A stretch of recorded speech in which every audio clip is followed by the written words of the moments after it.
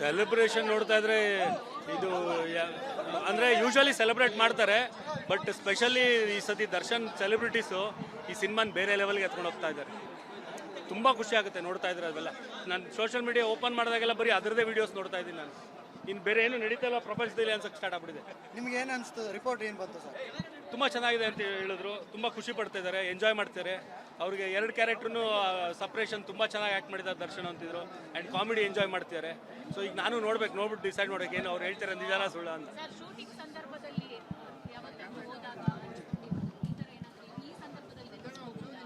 ಏನು ಅಂದರೆ ಇದು ಥರ್ಡ್ ಸಾಂಗ್ ರಿಲೀಸ್ ಆಯ್ತಲ್ಲ, ಅದ್ರ ಶೂಟಿಂಗ್ ಟೈಮಲ್ಲಿ ಒಂದಿನ ಹೋಗಿದ್ದೆ ನಾನು. ಆ ಸೆಟ್ ಎಲ್ಲ ನೋಡಿ ತುಂಬ ಖುಷಿಪಟ್ಟೆ. ಆ್ಯಂಡ್ ದರ್ಶನ್ ಮ್ಯಾನರಿಸಮ್ ನೋಡಿ ತುಂಬ ಖುಷಿ ಆಗ್ತಾಯಿತ್ತು.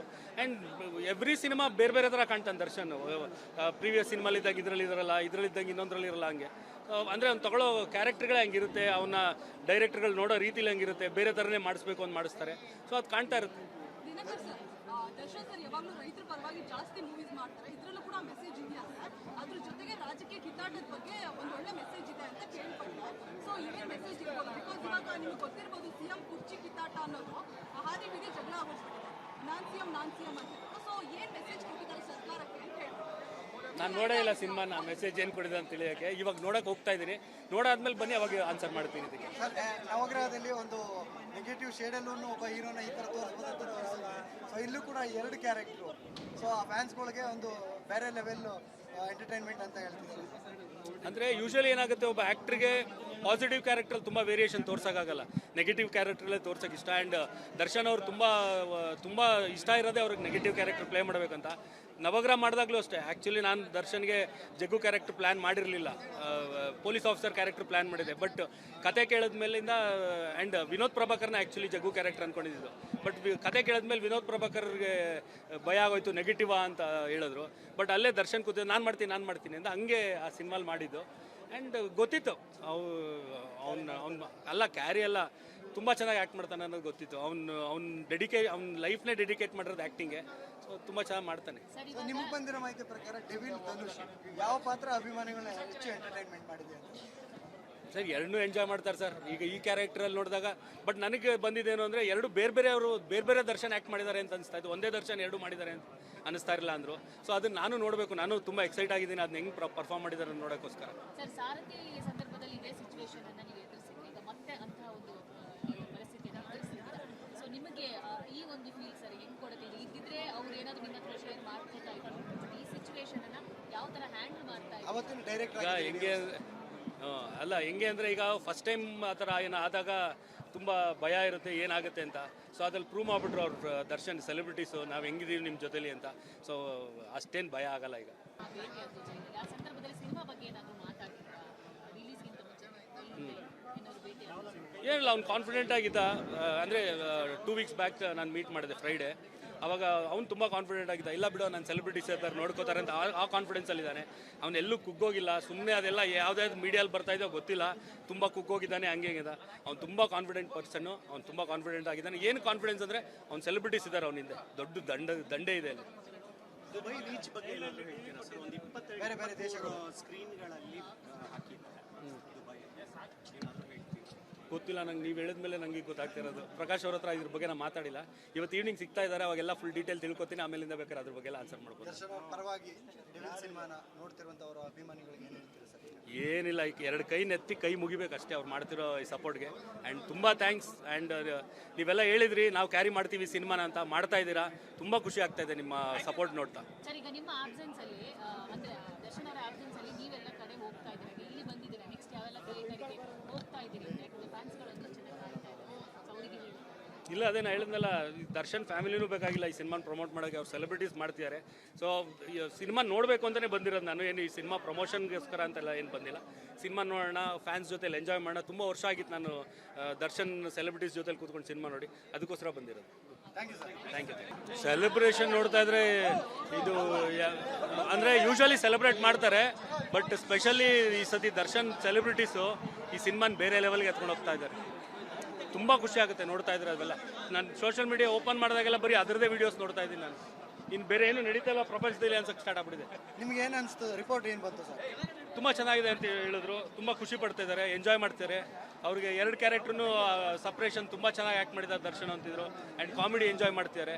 ಸೊ ಈಗ ನಾನು ನೋಡ್ಬಿಟ್ಟು ಡಿಸೈಡ್ ಮಾಡ್ಬೇಕು ಏನು ಅವ್ರು ಹೇಳ್ತಾರೆ ನಿಜಾನ ಸುಳ್ಳ ಅಂತ. ಸರ್ ಶೂಟಿಂಗ್ ಸಂದರ್ಭದಲ್ಲಿ ಯಾವತ್ತಾದ್ರೂ ಹೋದಾಗ ಈ ಥರ ಏನಾದರೂ ಈ ಸಂದರ್ಭದಲ್ಲಿ ಏನು ಶೂಟಿಂಗ್ ಸಂದರ್ಭದಲ್ಲಿ ನೀವು ದರ್ಶನ್ ಅವರು ಮಾತಾಡಿರ್ತಾರೆ ಆ ಥರ ಯಾವ ಅಂದರೆ ಇದು 3rd ಸಾಂಗ್ ರಿಲೀಸ್ ಆಯ್ತಲ್ಲ, ಅದ್ರ ಶೂಟಿಂಗ್ ಟೈಮಲ್ಲಿ ಒಂದಿನ ಹೋಗಿದ್ದೆ ನಾನು.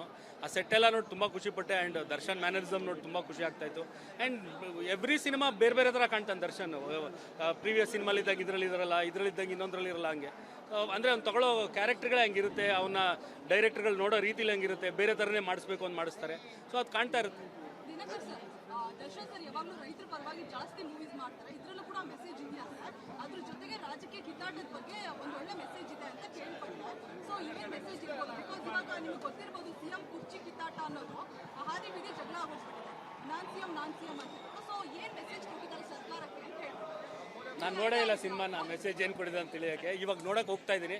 ನೋಡಾದ್ಮೇಲೆ ಬನ್ನಿ, ಅವಾಗ ಆನ್ಸರ್ ಮಾಡ್ತೀನಿ ಇದಕ್ಕೆ. ಸರ್, ನವಗ್ರಹದಲ್ಲಿ ಒಂದು ನೆಗೆಟಿವ್ ಶೇಡಲ್ಲೂ ಒಬ್ಬ ಹೀರೋನ ಈ ಥರ ತೋರಿಸ್ಬೋದು ಅಂತ ತೋರಿಸಿದೆ. ಸೊ ಇಲ್ಲೂ ಕೂಡ 2 ಕ್ಯಾರೆಕ್ಟ್ರು. ಸೊ ಆ ಫ್ಯಾನ್ಸ್ಗಳಿಗೆ ಒಂದು ಬೇರೆ ಲೆವೆಲ್ ಎಂಟರ್ಟೈನ್ಮೆಂಟ್ ಅಂತ ಹೇಳ್ತಿದ್ದಾರೆ. ಅಂದರೆ ಯೂಶಲಿ ಏನಾಗುತ್ತೆ, ಒಬ್ಬ ಆ್ಯಕ್ಟ್ರಿಗೆ ಪಾಸಿಟಿವ್ ಕ್ಯಾರೆಕ್ಟ್ರಲ್ಲಿ ತುಂಬ ವೇರಿಯೇಷನ್ ತೋರ್ಸೋಕ್ಕಾಗಲ್ಲ, ನೆಗೆಟಿವ್ ಕ್ಯಾರೆಕ್ಟ್ರಲ್ಲೇ ತೋರ್ಸೋಕೆ ಇಷ್ಟ. ಆ್ಯಂಡ್ ದರ್ಶನ್ ಅವರು ತುಂಬ ಇಷ್ಟ ಇರೋದೇ ಅವ್ರಿಗೆ ನೆಗೆಟಿವ್ ಕ್ಯಾರೆಕ್ಟರ್ ಪ್ಲೇ ಮಾಡಬೇಕಂತ. ನವಗ್ರಹ ಮಾಡಿದಾಗಲೂ ಅಷ್ಟೇ. ಆ್ಯಕ್ಚುಲಿ ನಾನು ದರ್ಶನ್ಗೆ ಜಗ್ಗು ಕ್ಯಾರೆಕ್ಟರ್ ಪ್ಲ್ಯಾನ್ ಮಾಡಿರಲಿಲ್ಲ, ಪೊಲೀಸ್ ಆಫೀಸರ್ ಕ್ಯಾರೆಕ್ಟರ್ ಪ್ಲ್ಯಾನ್ ಮಾಡಿದೆ. ಬಟ್ ಕತೆ ಕೇಳಿದ ಮೇಲಿಂದ ಆ್ಯಂಡ್ ವಿನೋದ್ ಪ್ರಭಾಕರ್ನ ಆ್ಯಕ್ಚುಲಿ ಜಗ್ಗು ಕ್ಯಾರೆಕ್ಟರ್ ಅಂದ್ಕೊಂಡಿದ್ದು. ಬಟ್ ಕತೆ ಕೇಳಿದ್ಮೇಲೆ ವಿನೋದ್ ಪ್ರಭಾಕರ್ಗೆ ಭಯ ಆಗೋಯ್ತು, ನೆಗೆಟಿವಾ ಅಂತ ಹೇಳಿದ್ರು. ಬಟ್ ಅಲ್ಲೇ ದರ್ಶನ್ ಕೂತು ನಾನು ಮಾಡ್ತೀನಿ ಅಂತ ಹಂಗೆ ಆ ಸಿನಿಮಾಲ್ ಮಾಡಿದ್ದು.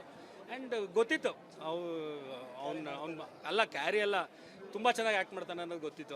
ಅವ್ನ ಲೈಫ್ನೇ ಡೆಡಿಕೇಟ್ ಮಾಡಿರೋದು ಆ್ಯಕ್ಟಿಂಗೆ. ಸೊ ತುಂಬ ಚೆನ್ನಾಗಿ ಮಾಡ್ತಾನೆ. ಸೊ ನಿಮ್ಗೆ ಬಂದಿರೋ ಮಾಹಿತಿ ಪ್ರಕಾರ ಡೆವಿಲ್ ಧನುಷ್ ಯಾವ ಪಾತ್ರ ಅಭಿಮಾನಿಗಳನ್ನ ಹೆಚ್ಚು ಎಂಟರ್ಟೈನ್ಮೆಂಟ್ ಮಾಡಿದೆ ಅಂತ? ಸರ್, 2 ಎಂಜಾಯ್ ಮಾಡ್ತಾರೆ ಸರ್. ಈಗ ಈ ಕ್ಯಾರೆಕ್ಟ್ರಲ್ಲಿ ನೋಡಿದಾಗ ಬಟ್ ನನಗೆ ಬಂದಿದ್ದೇನು ಅಂದರೆ 2 ಬೇರೆ ಬೇರೆ ದರ್ಶನ್ ಆ್ಯಕ್ಟ್ ಮಾಡಿದ್ದಾರೆ ಅಂತ ಅನಿಸ್ತಾ ಇತ್ತು. ಒಂದೇ ದರ್ಶನ್ 2 ಮಾಡಿದ್ದಾರೆ ಅಂತ ಅನ್ನಿಸ್ತಾ ಇರಲಿಲ್ಲ ಅಂದರು. ಸೊ ಅದನ್ನು ನಾನು ನೋಡಬೇಕು. ನಾನು ತುಂಬ ಎಕ್ಸೈಟ್ ಆಗಿದ್ದೀನಿ ಅದನ್ನ ಹೆಂಗೆ ಪರ್ಫಾರ್ಮ್ ಮಾಡಿದ್ದಾರೆ ನೋಡೋಕ್ಕೋಸ್ಕರ. ಸರ್ ಸಾರಥಿ ಸಂದರ್ಭದಲ್ಲಿ ಇದೇ ಸಿಚುವೇಶನ್ ಅನ್ನ ನೀವು ಎದುರಿಸಿದ್ರಿ, ಈಗ ಮತ್ತೆ ಅಂತಹ ಒಂದು ಪರಿಸ್ಥಿತಿಯನ್ನು ಎದುರಿಸಿದ್ದೀರಾ. ಸೊ ನಿಮಗೆ ಈ ಒಂದು ಫೀಲ್ ಸರ್ ಹೆಂಗೆ ಕೊಡುತ್ತೆ? ಇದ್ದಿದ್ರೆ ಅವ್ರು ಏನಾದರೂ ನಿಮ್ಮ ಹತ್ರ ಶೇರ್ ಮಾಡ್ತಾ ಇದ್ರು, ಈ ಸಿಚುವೇಶನ್ ಅನ್ನ ಯಾವ ಥರ ಹ್ಯಾಂಡಲ್ ಮಾಡ್ತಾ ಇದ್ರು? ಅವತ್ತಿನ ಡೈರೆಕ್ಟರ್ ಈಗ ಹೆಂಗೆ ಅಂದರೆ ಈಗ ಫಸ್ಟ್ ಟೈಮ್ ಆ ಥರ ಏನೋ ಆದಾಗ ತುಂಬ ಭಯ ಇರುತ್ತೆ ಏನಾಗುತ್ತೆ ಅಂತ. ಸೊ ಅದ್ರಲ್ಲಿ ಪ್ರೂವ್ ಮಾಡಿಬಿಟ್ರು ಅವ್ರು ದರ್ಶನ್ ಸೆಲೆಬ್ರಿಟೀಸು, ನಾವು ಹೆಂಗಿದ್ದೀವಿ ನಿಮ್ಮ ಜೊತೆಲಿ ಅಂತ. ಸೊ ಅಷ್ಟೇನು ಭಯ ಆಗಲ್ಲ ಈಗ. ಆ ಸಂದರ್ಭದಲ್ಲಿ ಸಿನಿಮಾ ಬಗ್ಗೆ ಏನಾದರೂ ಮಾತಾಡಿದ್ರಾ? ರಿಲೀಸ್ಗಿಂತ ಮುಂಚೆ ಏನಾದರೂ ಭೇಟಿ ಆಗಿದ್ರಾ? ಏನಿಲ್ಲ, ಅವ್ನು ಕಾನ್ಫಿಡೆಂಟ್ ಆಗಿದ್ದ. ಅಂದರೆ 2 ವೀಕ್ಸ್ ಬ್ಯಾಕ್ ನಾನು ಮೀಟ್ ಮಾಡಿದೆ ಫ್ರೈಡೇ. ಅವಾಗ ಅವ್ನು ತುಂಬ ಕಾನ್ಫಿಡೆಂಟ್ ಆಗಿದ್ದ. ಇಲ್ಲ ಬಿಡೋ, ನಾನು ಸೆಲೆಬ್ರಿಟೀಸ್ ಇರ್ತಾರೆ ನೋಡ್ಕೋತಾರೆ ಅಂತ ಆ ಕಾನ್ಫಿಡೆನ್ಸಲ್ಲಿದ್ದಾನೆ. ಅವನು ಎಲ್ಲೂ ಕುಗ್ಗೋಗಿಲ್ಲ. ಸುಮ್ಮನೆ ಅದೆಲ್ಲ ಯಾವುದ್ಯಾವ್ದು ಮೀಡಿಯಲ್ಲಿ ಬರ್ತಾ ಇದೆಯೋ ಗೊತ್ತಿಲ್ಲ, ತುಂಬ ಕುಗ್ಗೋಗಿದ್ದಾನೆ, ಹಂಗೇಗಿದೆ. ಅವ್ನು ತುಂಬ ಕಾನ್ಫಿಡೆಂಟ್ ಪರ್ಸನ್ನು. ಅವ್ನು ತುಂಬ ಕಾನ್ಫಿಡೆಂಟ್ ಆಗಿದ್ದಾನೆ. ಏನು ಕಾನ್ಫಿಡೆನ್ಸ್ ಅಂದರೆ ಅವ್ನು ಸೆಲೆಬ್ರಿಟೀಸ್ ಇದ್ದಾರೆ ಅವನ ಹಿಂದೆ, ದೊಡ್ಡ ದಂಡೆ ಇದೆ ಅಲ್ಲಿ. ದುಬೈ ರೀಚ್ ಬಗ್ಗೆ ಏನಾದರೂ ಹೇಳ್ತೀರಾ ಸರ್? ಒಂದು 22 ಬೇರೆ ಬೇರೆ ದೇಶಗಳು ಸ್ಕ್ರೀನ್ಗಳಲ್ಲಿ ಹಾಕಿದ್ದಾರೆ ದುಬೈ, ಏನಾದರೂ ಹೇಳ್ತೀರಾ? ಗೊತ್ತಿಲ್ಲ ನಂಗೆ. ನೀವು ಹೇಳಿದ್ಮೇಲೆ ನನಗೆ ಗೊತ್ತಾಗ್ತಿರೋದು. ಪ್ರಕಾಶ್ ಅವ್ರ ಹತ್ರ ಇದ್ರ ಬಗ್ಗೆ ನಾನು ಮಾತಾಡಿಲ್ಲ. ಇವತ್ತು ಈವ್ನಿಂಗ್ ಸಿಗ್ತಾ ಇದ್ದಾರೆ, ಅವಾಗೆಲ್ಲ ಫುಲ್ ಡೀಟೇಲ್ ತಿಳ್ಕೊತೀನಿ. ಆಮೇಲಿಂದ ಬೇಕಾದ್ರೆ ಅದ್ರ ಬಗ್ಗೆ ಎಲ್ಲ ಆನ್ಸರ್ ಮಾಡ್ಬೋದು. ದರ್ಶನ್ ಅವ್ರ ಪರವಾಗಿ ಡೆವಿಲ್ ಸಿನಿಮಾನ ನೋಡ್ತಿರುವಂಥವ್ರ ಅಭಿಮಾನಿಗಳಿಗೆ ಏನು ಹೇಳ್ತೀರಾ ಸರ್? ಏನಿಲ್ಲ, ಈಗ 2 ಕೈ ನೆತ್ತಿ ಕೈ ಮುಗಿಬೇಕು ಅಷ್ಟೇ ಅವ್ರು ಮಾಡ್ತಿರೋ ಈ ಸಪೋರ್ಟ್ಗೆ. ಆ್ಯಂಡ್ ತುಂಬ ಥ್ಯಾಂಕ್ಸ್. ಆ್ಯಂಡ್ ನೀವೆಲ್ಲ ಹೇಳಿದ್ರಿ ನಾವು ಕ್ಯಾರಿ ಮಾಡ್ತೀವಿ ಸಿನಿಮಾನ ಅಂತ, ಮಾಡ್ತಾ ಇದ್ದೀರಾ. ತುಂಬ ಖುಷಿ ಆಗ್ತಾ ಇದೆ ನಿಮ್ಮ ಸಪೋರ್ಟ್ ನೋಡ್ತಾ. ಸರ್ ಈಗ ನಿಮ್ಮ ಆಬ್ಸೆನ್ಸಲ್ಲಿ ಅಂದರೆ ದರ್ಶನ್ ಅವರ ಆಬ್ಸೆನ್ಸಲ್ಲಿ ನೀವೆಲ್ಲ ಕಡೆ ಹೋಗ್ತಾ ಇದ್ದೀರಾ, ಇಲ್ಲಿ ಬಂದಿದ್ದೀರಾ, ನೆಕ್ಸ್ಟ್ ಯಾವೆಲ್ಲ ಥಿಯೇಟರ್ಗೆ ಹೋಗ್ತಾ ಇದ್ದೀರಿ ಅಂತ ಫ್ಯಾನ್ಸ್ಗಳು ಒಂದು ಚೆನ್ನಾಗಿ ಕಾಣ್ತಾ ಇದ್ದಾರೆ. ಸೊ ಅವರಿಗೆ ಹೇಳಿ. ಇಲ್ಲ, ಅದೇ ನಾನು ಹೇಳಿದ್ನಲ್ಲ, ದರ್ಶನ್ ಫ್ಯಾಮಿಲಿನೂ ಬೇಕಾಗಿಲ್ಲ ಈ ಸಿನಿಮಾನ ಪ್ರಮೋಟ್ ಮಾಡೋಕ್ಕೆ. ಅವ್ರು ಸೆಲೆಬ್ರಿಟೀಸ್ ಮಾಡ್ತಿದ್ದಾರೆ. ಸೊ ಸಿನಿಮಾ ನೋಡಬೇಕು ಅಂತಲೇ ಬಂದಿರೋದು ನಾನು. ಏನು ಈ ಸಿನಿಮಾ ಪ್ರಮೋಷನ್ಗೋಸ್ಕರ ಅಂತೆಲ್ಲ ಏನು ಬಂದಿಲ್ಲ. ಸಿನಿಮಾ ನೋಡೋಣ, ಫ್ಯಾನ್ಸ್ ಜೊತೆಲಿ ಎಂಜಾಯ್ ಮಾಡೋಣ. ತುಂಬ ವರ್ಷ ಆಗಿತ್ತು ನಾನು ದರ್ಶನ್ ಸೆಲೆಬ್ರಿಟೀಸ್ ಜೊತೆಲಿ ಕೂತ್ಕೊಂಡು ಸಿನಿಮಾ ನೋಡಿ, ಅದಕ್ಕೋಸ್ಕರ ಬಂದಿರೋದು. Thank you sir. Thank you.